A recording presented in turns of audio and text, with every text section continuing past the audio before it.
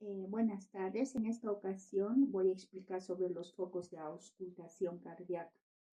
En primer lugar tenemos el foco aórtico, el cual está ubicado en el segundo espacio intercostal en relación con la línea paraesternal derecha, en el cual se va a escuchar lo que son los sonidos aórticos.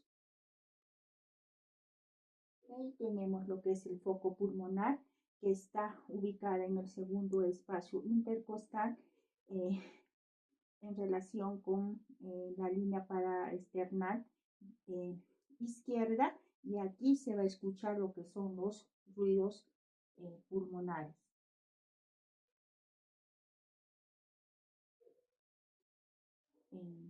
De ahí tenemos lo que es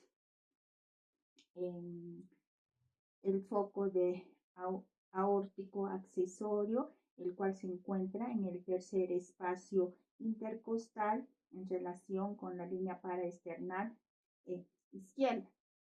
Y tenemos lo que es el foco tricúspide, el cual está ubicado en el cuarto espacio intercostal en relación con la línea paraesternal izquierda, y aquí se va a escuchar lo que son los sonidos de la válvula tricúspide. Y por último tenemos lo que es el foco mitral, que está ubicado en el quinto espacio intercostal en relación de la línea media clavicular, y aquí se va a escuchar lo que son los sonidos de la válvula mitral.